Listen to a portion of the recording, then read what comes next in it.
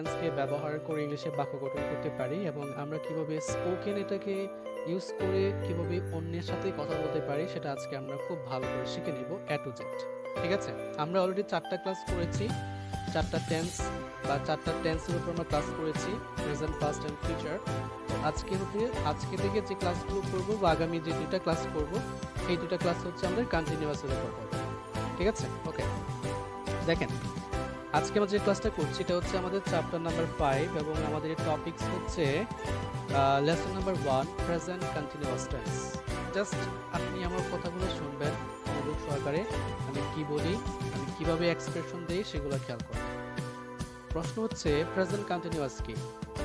Present আমরা জানি যে প্রেজেন্ট মানে হচ্ছে যে বর্তমান। হ্যাঁ, বর্তমান মানে এখন যে সময়টা আছে এটা হচ্ছে বর্তমান। আর এটার সাথে খুব সুন্দর করে একটা যুক্ত বিষয় আছে, এটা হচ্ছে কন্টিনিউয়াস। কন্টিনিউয়াস মানে হচ্ছে আমরা জানি ন্যাচারালি আমরা যেটা বুঝি যে কোনো কিছু চলমান। কন্টিনিউয়াস মানে চলমান। আমরা বলি না যে কন্টিনিউ করো, তুমি কাজটা কন্টিনিউ করো, দ্যাট মিন্স কি কাজটা চালিয়ে যাওয়ার জন্য বলতেছে। তার মানে আমি বলতে পারি এটা যে প্রেজেন্ট কন্টিনিউয়াস হচ্ছে আমি বা আমরা বা যে কেউ কোনো একটা কাজ বর্তমানে করতেছি নন স্টপ, বা আমাদের কাজটা করা চলমান। যেমন আমরা এখন কি করতেছি, আমরা কিন্তু এখন ক্লাস করতেছি, ক্লাস কিন্তু আমাদের চলমান, ক্লাস কিন্তু শেষ হয় নাই। তাহলে আমরা এই বিষয়টা বুঝলাম, সেটা হচ্ছে বর্তমানে কোনো একটা কাজ আমি করতেছি, সেটা হচ্ছে কাজটা আমার চলমান। এখন এটা যে কোনো কাজ হতে পারে। সাপোজ আপনি রান্না বসিয়েছেন, তার মানে কি আপনি রান্না করতেছেন, রান্না কিন্তু শেষ হয়নি, অর্থাৎ রান্না শেষ না অবধি আপনি রান্নাটা চলমান থাকবে। তাহলে আপনি এভাবে বলবেন যে প্রেজেন্ট কন্টিনিউয়াস হচ্ছে বর্তমানে কোনো কাজ চলতেছে বোঝায়, সেটা হচ্ছে আমাদের প্রেজেন্ট কন্টিনিউয়াসের। এখন আপনি কিছু কিছু বিষয় ফলো করলে বিষয়গুলো বুঝতে পারবেন যে এই ওয়ার্ডসগুলো আমাদের প্রেজেন্ট কন্টিনিউয়াস টেন্সে পড়ে, বা এই বাক্যগুলো আমাকে প্রেজেন্ট কন্টিনিউয়াসে করতে হবে।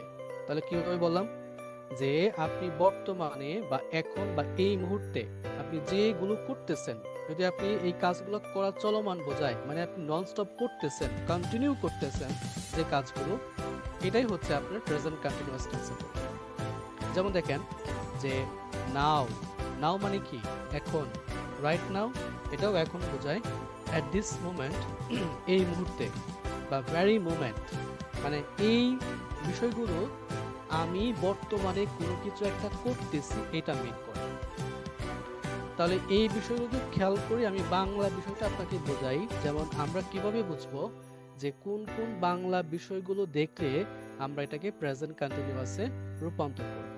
যেমন দেখেন, বাংলা বাক্যের শেষে থাকবে তেসি, তেসো, তেসে। এই 3টা বিষয় দিয়ে যদি কোনো একটা বাংলা বাক্য শেষ হয়, তাহলে সেটা আমরা বুঝবো যে এই বাংলা বাক্যটা আমাকে প্রেজেন্ট কন্টিনিউয়াস দিয়ে করতে হবে। তাহলে কি কি বিষয়? তেসি, তেসো, তেসে। এখন যদি তেসি দিয়ে বলি, সাপোজ আমি দিয়ে বললাম, যেমন আমি বলি যে আমি ঘুমাইতেছি, দ্যাট মিন্স কি আমার ঘুমানোটা চলমান। আমি হাঁটতেছি, দ্যাট মিন্স কি আমার হাঁটাটা চলমান, মানে হাঁটা শেষ হয়নি, আমি এখনো কন্টিনিউয়াসলি হাঁটতেছি। আমি রান্না করতেছি, আমি কথা বলতেছি, আমি ক্লাস করতেছি, দ্যাট মিন্স কি এই যে আপনি এখন ক্লাস করতেছেন, আপনার ক্লাস করা কিন্তু চলমান, তারপর এটা হচ্ছে প্রেজেন্ট কন্টিনিউয়াস টেন্স।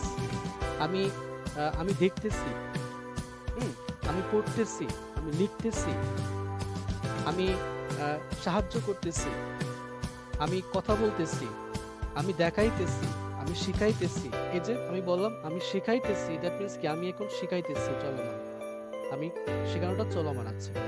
তার মানে আপনি বর্তমানে যে কাজগুলো করতেছেন বা যে কাজগুলো আপনার করা চলমান আছে, এটাই হচ্ছে আপনার এই প্রেজেন্ট কন্টিনিউয়াস টেন্স।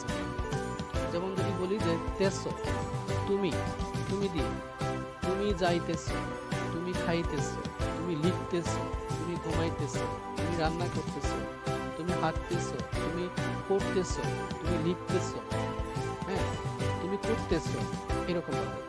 সে দিয়ে সে যাইতেছে, সে লিখতেছে, সে ঘুমাইতেছে, সে অঙ্ক করতেছে, সে ইংরেজি পড়তেছে, সে কথা বলতেছে, সে দেখতেছে, সে হাঁটতেছে, সে ঘুমাইতেছে, সে রান্না করতেছে, সে কাজ করতেছে।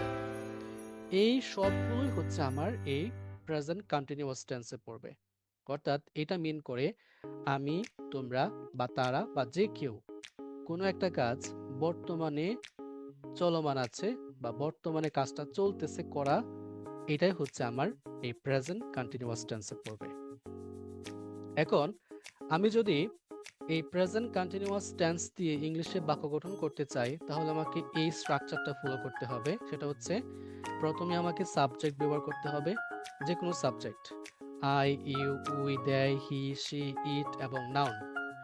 এবং এই সাবজেক্ট ব্যবহার করা হয়ে গেলে এই সাবজেক্টের পর আমরা এম ইজ আর কে ব্যবহার করব। এম ইজ আর। আর আরেকটা বিষয় বলে রাখি, কন্টিনিউয়াস মানে হচ্ছে আপনি যে ভার্ব দিয়ে বাক্য গঠন করবেন সেই ভার্বের সাথে আপনাকে আইএনজি ব্যবহার করতে হবে। আমি কি বললাম? আপনি যে ভার্ব দিয়ে বাক্য গঠন করবেন সেই ভার্বের সাথে আপনাকে অবশ্যই একটা আইএনজি ব্যবহার করতে হবে। আইএনজি কি?